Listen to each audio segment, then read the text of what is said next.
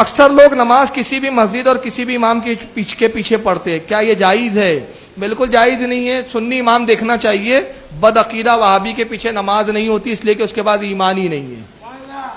اور اس کی دلیل میں بارہا کئی جلسوں میں دے چکا ہوں، پتہ نہیں اللہ جانے کب ہماری قوم کو سمجھ میں آئے گا۔ امام حسین کا ہم نام لیتے ہیں مگر امام حسین کی سیرت ہی نہیں دیکھتے۔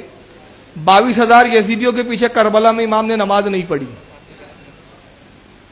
72 لوگوں کے ساتھ الگ جماعت بنائی اور درد دیا کہ بڑی جماعت مت دیکھو، امام کا عقیدہ دیکھو، امام صحیح ہے تو پڑھو ورنہ چھوڑ دو۔ تو بڑی جماعت کا روب مت دکھائیں کوئی۔ تو بہرحال چاہے وہ حرم کا اور مدینے کا امام کیوں نہ ہو، اس کے پیچھے بھی نماز نہیں ہوتی اگر عقیدہ گندا ہے تو، کیونکہ مدینے میں بہت سارے بدعقیدوں نے بھی کسی زمانے میں نماز پڑھائی ہے۔ میں اس تعلق سے ایک آپ کو روایت سنا بھی دیتا ہوں، بڑی پیاری روایت ہے۔ حضرت عثمان غنی کی شہادت ہوئی، بلوائیوں نے قبضہ کر لیا۔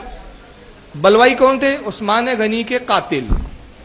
مسجد نبوی میں بلوائیوں کا امام نماز پڑھاتا ہے۔ لوگ حضرت علی کے پاس آئے، کہا کہ آپ کیا حکم دیتے ہیں، ہم بلوائیوں کے امام کے پیچھے نماز پڑھ لیں جو حضرت عثمان کے قاتل ہیں؟ تو مولا کائنات نے کہا اس زمانے کے لیے میں نے رسول اللہ کی حدیث سنی ہے کہ سرکار نے ارشاد فرمایا کہ اگر ایسا وقت آئے کہ میرے مصلی پر ظالم مسلط ہو جائے تو آئے علی تو گھر میں نماز پڑھنا، اللہ تجھے جماعت کا ثواب عطا کرے گا۔ تو وہ تو عثمان کے قاتل تھے، یہ تو کمبخت ایمان کے قاتل ہے، یہ تو اس سے برے ہیں، اس سے بدتر ہے، یہ تو ان کے پیچھے نہیں ہوں گی۔ خوارج آج بھی موجود ہیں، جو آج بھی خوارج کی نشانی ہوگی کہ مسلمانوں کی تکفیر کریں گے۔ جو بھی آپ کو یہ کہتا نظر آئے نا کہ فلاں کافر ہے اور وہ کلمہ گو ہو، اہل قبلہ ہو، ختم نبوت کو ماننے والا ہو، اس کے باوجود اسے کافر کہہ رہا ہو، تو آپ سمجھ لیں خارجی ہے۔ جس میں ٹاپ آف دا لسٹ ہمارے پاکستان میں 2 بہت بڑے مکاتب فکر ہیں۔ بڑے میں کہہ رہا ہوں مشہور ہونے کی وجہ سے، تعداد تو ان کی بڑی تھوڑی کم ہے۔ نمبر 1 یہ جماعت المسلمین والے، اور نمبر 2 یہ کیپٹن عثمانی پارٹی برزخی گروپ جو سب کو کافر اور مشرک ڈکلیئر کرتے ہیں۔ تو یہ آج بھی خوارج موجود ہیں، ہم یہ نہیں کہتے کہ خوارج موجود نہیں ہے، لیکن جو ہے ان کو کہیں نا۔ اب بریلوی کا دیوبندی کو کہنا، دیوبندی کا اہل حدیث کو اہل حدیث کا، ان کو شیعہ کا ان کو، ان کا شیعہ کو، یہ تو غلط بات ہے۔ تو یہ میرے بھائیوں تصویر کا ایک رخ تھا۔ اب ذرا تصویر کا دوسرا رخ بھی دیکھیں جو یہ لوگ چھپاتے ہیں، کہ ایک طرف تو یہ صحابہ کی تکفیر کر رہے ہیں اور صحابہ سامنے موجود ہیں۔ مولا علی علیہ السلام نے ایز اے لاسٹ ریزارٹ ان کے ساتھ قتال بھی کیا جب انہوں نے مسلمانوں کو قتل کرنا شروع کیا۔ لیکن آپ اہل سنت اہل تشیع دونوں کی تاریخ کی کتابیں اٹھا کے دیکھیں، مولا علی نے ان کے جنازے بھی خود پڑھائے ان خوارج کے جو مولا علی کو کافر کہتے تھے۔ آج کہتے ہیں جی فلاں صحابہ کو کافر کہتے ہیں، ان کو قتل کر دو۔ تو میں یہ پوچھتا ہوں کہ جو مولا علی علیہ السلام کو منہ پر کافر کہتے تھے ان کو تو مولا علی نے کافر نہیں کہا، اور کہا ہمارے بھائی تھے بھگوڑے ہو گئے، ان کے جنازے پڑھائے، ان کی عورتوں کو لونڈیاں نہیں بنایا، اور قتال بھی آخری ریزورٹ کے طور پر کیا جب انہوں نے مسلمانوں کو قتل کیا۔ ورنہ مولا علی نے کہہ دیا تھا کہ تم میری سلطنت میں رہو، جس طرح باقی مسلمانوں کو بیت المال سے حصہ ملتا ہے تمہیں بھی ملے گا۔ لیکن جب انہوں نے مسلمانوں کو قتل کرنا شروع کیا تو ایز اے لاسٹ ریزارٹ مولا علی رضی اللہ تعالیٰ عنہ علیہ السلام نے تلوار اٹھائی، اور اس کی بشارتیں اس میں موجود ہیں ریسرچ پیپر کے اندر کہ آپ صلی اللہ علیہ وسلم نے فرمایا تھا کہ قرآن حکیم کو منوانے کے لیے جس طرح مجھے کافروں کے خلاف قتال کرنا پڑا ہے، میرے صحابہ میں ایک خوش نصیب وہ بھی ہے جسے مسلمانوں کے خلاف قتال کرنا پڑے گا قرآن کو منوانے کے لیے۔ ابو بکر اور عمر بھی موجود تھے، انہوں نے پوچھا یا رسول اللہ ہم ہیں؟ آپ نے فرمایا نہیں، بلکہ وہ شخص جو میری جوتیاں گانٹ رہا ہے۔ آپ صلی اللہ علیہ وسلم کی جوتیاں اس وقت سیدنا علی گانٹ رہے تھے۔ صحابہ دوڑے مولا علی رضی اللہ تعالیٰ عنہ علیہ السلام کی طرف اور کہا کہ آپ کے بارے میں نبی صلی اللہ علیہ وسلم نے اتنی بڑی پریڈکشن فرمائی ہے۔ تو مولا علی مسکرا پڑے، جسے صحابہ کہتے ہیں ہم سمجھ گئے کہ آپ کو پتا تھا یہ کہ میں نے آن دا بہاف آف پروفٹ ان لوگوں کے خلاف قتال کرنا ہے۔ اور یہ حدیث الحمدللہ صحیح سند کے ساتھ مسند امام احمد میں جلد 3 صفحہ 82 پر 11790 ہے، اور اسی طریقے سے سنن نسائی الکبریٰ میں 8457 نمبر ہے، صحیح سند کے ساتھ الحمدللہ یہ حدیث موجود ہے۔ یہ کربلا والے میرے ریسرچ پیپر میں نے ڈالی ہوئی ہے۔ تو یہ دوسرا میں آپ کو کنٹراسٹ بتا رہا ہوں۔ اسی طریقے سے اسی ریسرچ پیپر میں نے وہ روایت ڈالی ہے 24 نمبر پر کہ المصنف ابن ابی شیبہ میں انٹرنیشنل نمبر کے مطابق 37,942 نمبر اثر ہے کہ مولا علی علیہ السلام سے خود پوچھا گیا کہ بتائیے کہ یہ خوارج جو ہیں کیا یہ مشرک ہیں جو آپ کو مشرک اور کافر کہتے ہیں؟ آپ نے فرمایا یہ مشرک نہیں ہے، یہ شرک سے ہی تو بھاگے ہیں، یہ اس لیے مجھ سے دور ہوئے کہ انہیں یہ گمان ہوا کہ میں غلط ہوں، میں شرک میں مبتلا ہو چکا ہوں. انہوں نے اپنے گمان میں یہ سمجھا یہ شرک سے بھاگنے کے لیے انہوں نے کیا, مشرک نہیں ہے. پھر پوچھا گیا کیا منافق ہے؟ تو سیدنا علی نے کہا یہ تو اتنی لمبی لمبی نمازیں پڑھتے ہیں, قرآن تو کہتا ہے منافق تو بڑا تھوڑا اللہ کا ذکر کرتے ہیں, یہ منافق بھی نہیں ہے. اندازہ کریں آپ, یہ آپ دیکھیں پازیٹو, جس کو کہتے ہیں نا پازیٹو اپروچ, حسن ظن. کہا ہمارے بھائی تھے بگوڑے ہو گئے. میں یہی کہتا ہوں کہ یہ آج بھی جب کسی کے ساتھ اختلاف ہو تو آپ زیادہ سے زیادہ یہ کہہ دیا کریں کہ ہمارے بھائی تھے بگوڑے ہو گئے, بجائے کہ آپ کفر و شرک کے فتوے لگانا شروع کر دیں. یہ سیدنا علی آپ دیکھیں کیا پازیٹو ان کی اپروچ تھی. تو یہ نہیں وہ بتاتے ہیں کہ بھائی خوارج کے بارے میں, خوارج وہ کہتے ہیں اور قتل کرو, یہ نہیں بتاتے خوارج کے بارے میں سیدنا علی کا ایٹیچیوڈ کیا تھا.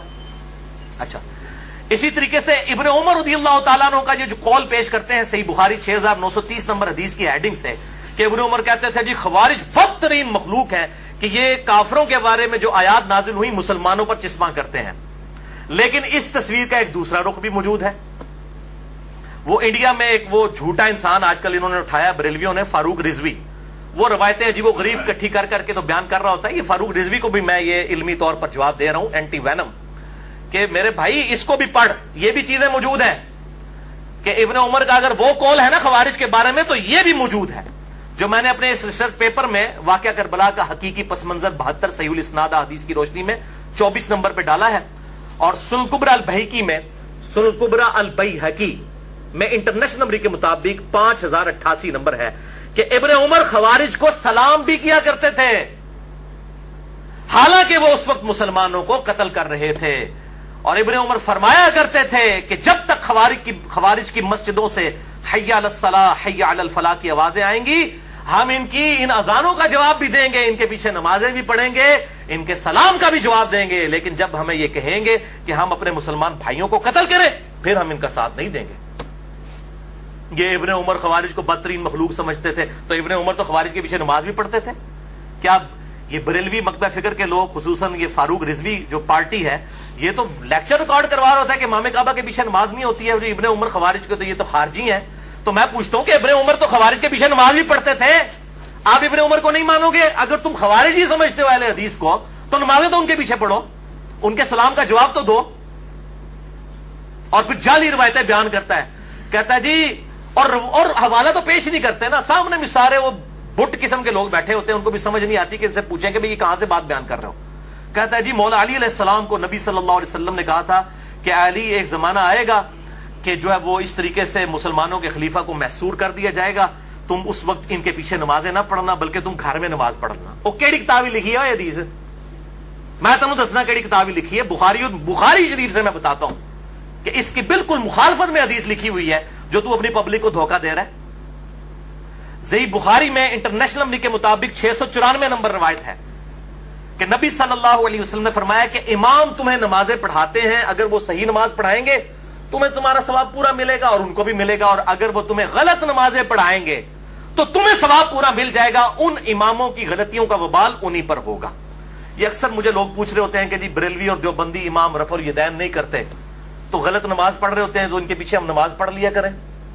بھئی بیسک نماز کی سٹرکچر تو سب کی ایک ہی ہے, قیام کے بعد رکوع کے بعد کھڑا ہونا, ہر رکعت میں 2 سجدے, 2 سجدوں کے درمیان بیٹھنا, 2 رکعتوں کے بعد تشہد کرنا اور 4 کے بعد سلام پھیر دینا. یہ بیسک سٹرکچر تو سب کی سیم ہے. باقی رفع الیدین والا ایشو ہے, تو اگر امام رفع الیدین نہیں کرتا آپ ضرور سنت کے مطابق رفع الیدین کریں, آپ کی نماز ہو جائے گی, امام کی غلطی کا وبال اسی پر ہوگا. اسی طریقے سے فاتحہ خلف الامام کے لیے اگر کوئی امام وقفہ نہیں دیتا قرات کرنے کے بعد رکوع سے پہلے کہ مقتدی بھی قرآن پڑھ لیں سورۃ الفاتحہ, تو اس کی غلطی کا وبال اس پہ ہے. آپ نے سورۃ الفاتحہ پڑھنا ہے کیونکہ اس کے بغیر نماز نہیں ہوتی. مسئلہ نمبر 84 میرا سن لیجیے اہل سنت پاک .com پہ. تو یہ ابن عمر رضی اللہ تعالیٰ عنہ کے بارے میں روایت وہ والی بیان نہیں کریں گے, وہ خوارج کے پیچھے نمازیں پڑھتے تھے, ان کو سلام کرتے تھے, اور صحیح بخاری کی 694 نمبر حدیث اور اگلی 695 نمبر حدیث, میں کہتا ہوں یہ دونوں کڑوی گولیاں ہیں ان مولویوں کے لیے, اور یہ ساروں کے لیے, بریلوی دیوبندی اہل حدیث شیعہ جو سب اس قسم کے فتوے دیتے ہیں نا کہ ایک دوسرے کے پیچھے نماز نہیں ہوتی ہے, ان کے لیے یہ کڑوی گولیاں ہیں. 695 نمبر حدیث جو صحیح بخاری میں ہے اس کے اوپر تو امام بخاری نے باب باندھ دیا ہے کہ باغی اور بدعتی کے پیچھے نماز پڑھنے کا حکم ہے خلیفۃ المسلمین سیدنا عثمان غنی رضی اللہ تعالیٰ عنہ وعلیہ السلام کی طرف سے کہ باغیوں اور بدعتیوں کے پیچھے نماز پڑھو.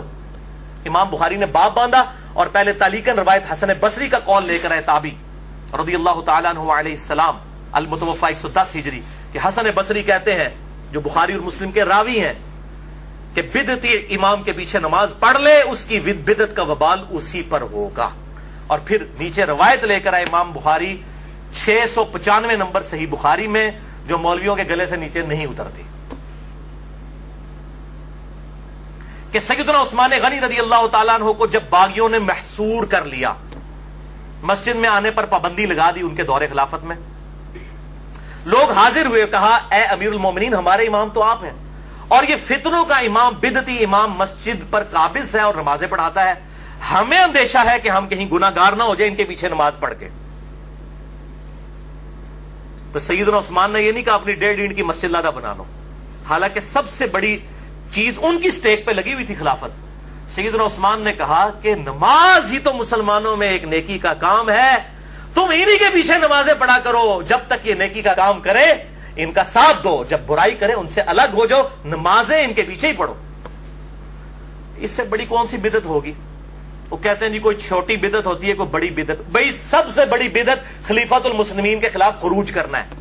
یہ جو آپ حدیث پڑھتے ہیں نا کہ کل بدعۃ ضلالہ وکل ضلالۃ فی النار، اس کو آپ ذرا پورا پڑھیں ابو داؤد ترمذی ابن ماجہ سے، کہ میرے بعد تم بہت اختلاف دیکھو گے، علیکم بسنتی وسنت الخلفاء الراشدین المہدیین، اس وقت میری سنت اور میرے خلفاء راشدین کی سنت کو لازم پکڑ لینا، اور دین میں نئی نئی بدعتوں سے بچنا، ہر بدعت گمراہی ہے اور ہر گمراہی دوزخ میں لے جانے والی ہے۔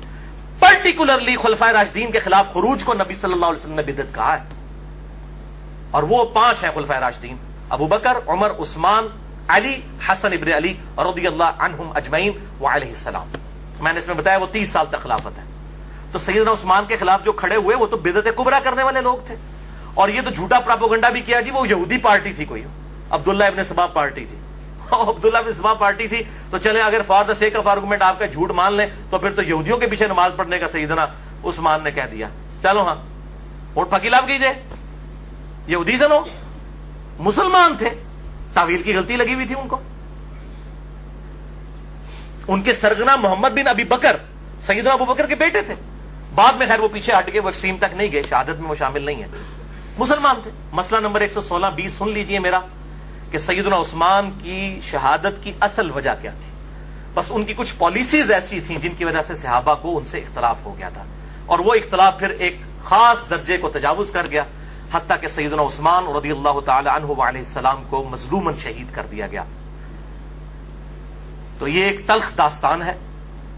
تو میں بتا رہا ہوں کہ سیدنا عثمان کی لائف سٹیک پہ لگی ہوئی تھی، پھر بھی وہ کہہ رہے ہیں نمازیں ان کے پیچھے پڑھو، اور یہ کہتے ہیں امام کعبہ کے پیچھے نماز نہ پڑھو، فلاں کے پیچھے نماز نہ پڑھو، فلاں کے پیچھے۔ یہ فاروق رضوی صاحب کو میں بتا رہا ہوں کہ میرے بھائی یہ روایتیں بخاری سے پڑھ کے سناؤ، اور جو تو جعلی روایتیں بھائی بیان کر رہا ہے نا کہ جی مولا علی کو نبی صلی اللہ علیہ وسلم نے کہا کہ گھر میں ہی نماز پڑھنا، وہ کیڑی کتاب ہی لکھی پائی کٹ بار سن سنا کے سننی ٹنی سننی اسیاں بکش مسلمان کتاب و سنت کے دلائل پیش کرتے ہیں، ٹن کیا ہوا اپنی پبلک کو، کوئی ریفرنس پیش نہیں کرتے ہیں۔ تو میں کہتا ہوں سنی بنو، ٹنی نہ بنو، یہ ٹنی ہے، سن سنا کے سننی، صحیح سنی بنو، کتاب و سنت کے منہج کے مطابق چلو۔